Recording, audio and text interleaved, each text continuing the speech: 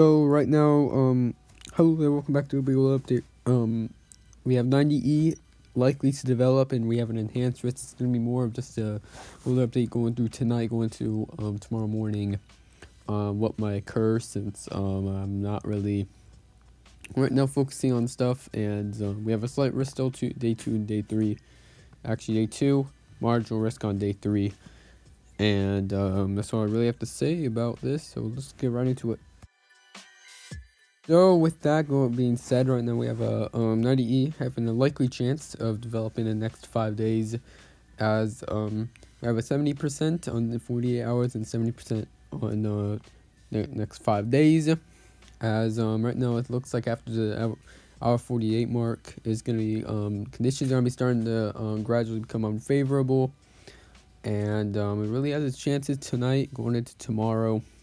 Then on then conditions are going to stop being favorable. So anyways, though, looking at this, right now we have quite the system over the Central Plains states right now.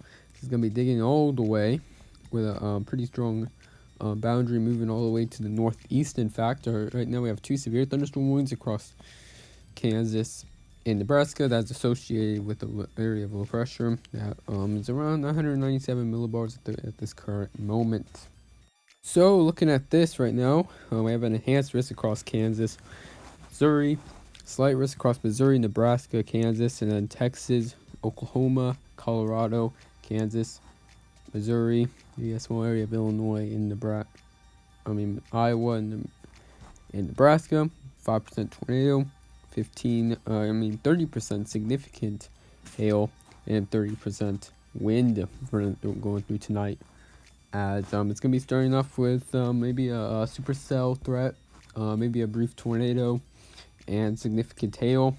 That's going to be interchanging into what would be a damaging wind threat going into the following night. We'll be timing that out later on. So anyways, looking at the rainfall through tonight, going to tomorrow around 8 p.m. As right now is a large swath of rain going from Iowa through Pennsylvania. If heavy rain, that's going to be possible. A couple inches is expected, entering Kansas and into Missouri, and also some other small pockets across southern Illinois, Kentucky, Tennessee, and Mississippi. That's gonna be the main target regions of where we could be seeing maybe some excessive rainfall. We'll be getting to the outlook actually right now. So anyways, moving on now, we have right now a slight risk of excessive rainfall across Missouri, Nebraska, Kansas, marginal across Indiana, Illinois, and Iowa, Nebraska, Kansas, and Missouri. Again, within, we could be seeing some slow move. We could be seeing some periods of heavy rainfall throughout the marginal and slight risk through tonight. And turn around, don't drown. Flash flooding is one of the leading killers in the U.S., so don't get yourself in that situation. Daily message said, so let's move on to analysis right now. Yeah.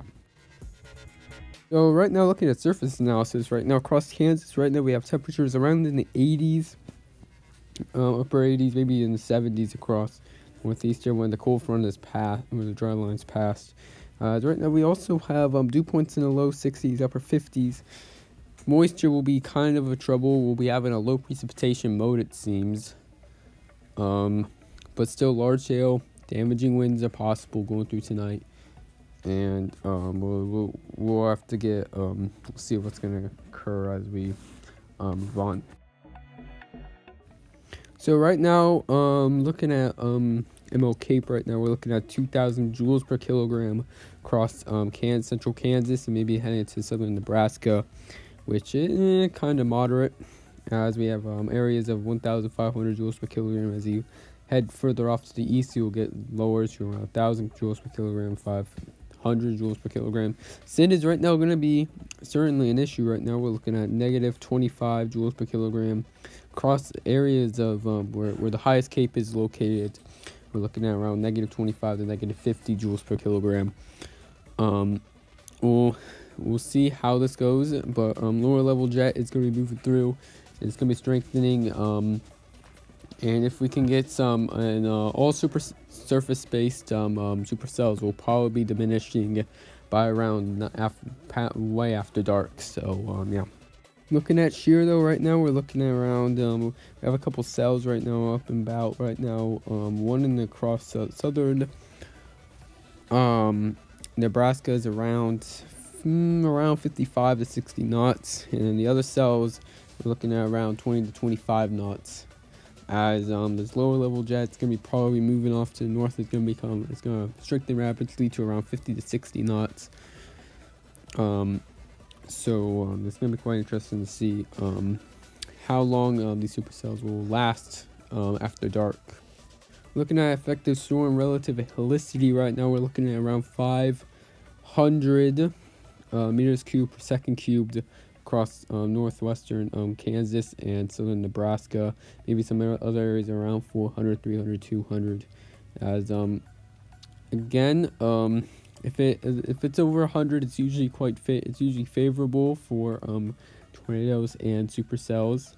So any of them really, if they take advantage of these conditions, might become tornadic. But yeah, around looking at 0 to 3 kilometer cape right now, we're looking at around 25 joules per kilogram. Not that good really. We're usually looking for around 50 to 75, maybe even 100 joules per kilogram. But vorticity is certainly there, especially along the dry line, as we're looking at around areas around, I don't know, between 1 and like 6, which could be, if there's any stretching really, it's certainly gonna might produce a couple weak tornadoes. So anyways, looking at the HRRR right now, we're looking at 0Z or around 8 o'clock. We're seeing some supercells across central Kansas, and it's going to continue to move off to the east. And as it continues though, we'll be seeing damaging winds, significant hail, and maybe a brief tornado or two is possible within these storms. And moving on to around 3Z on Sunday or 11 o'clock tonight, we're looking at around linear mode. It's going to be developing damaging winds, maybe a couple hail events, and maybe a brief spin-up tornado is possible with this. But the tornado threat is going to be certainly diminishing by the time it gets to around 11. So I wouldn't be really counting on that. But damaging winds is certainly going to be the main threat, as there's a 30% chance within 25 miles of a given point of damaging winds, which is 58 miles per hour or greater. So moving on to around 6Z or around 1 a.m. As right now the storm is going to be blasting through Kansas City by then. It's going to be a linear mode. Damaging winds are still on the table, but at this point it's going to be starting to be start to weaken. Yeah. But anyways, they're looking at around 9Z or around 4 o'clock in the morning, as this line's gonna be starting to weaken, and it shouldn't be really much of a threat. It's gonna be more of a heavy rainfall is gonna be most likely possible with this, as it continues on the night. And tomorrow we have a slight risk of severe weather. So yeah. But anyways, that's really it for today's video. Hope you did enjoy. But yeah, we're looking at enhanced risk tonight, slight risk tomorrow. It's gonna be more across the southeast though. And day 3 we have another marginal. Day 3 is looking very uncertain. We'll see what really occurs. But 90E, of course, we'll be probably if it develops later tonight, you'll be probably seeing a weather update about it. If not, though, we'll keep an eye on tonight's storms across Kansas, Nebraska, point eastward. Apart from that, though, that's really it. Hope you did enjoy. Bye.